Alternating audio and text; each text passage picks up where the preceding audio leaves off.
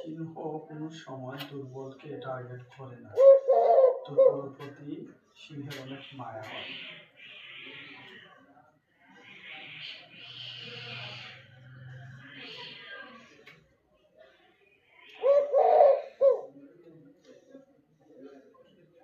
সিংহ কখনো দুর্বলকে টার্গেট করে না।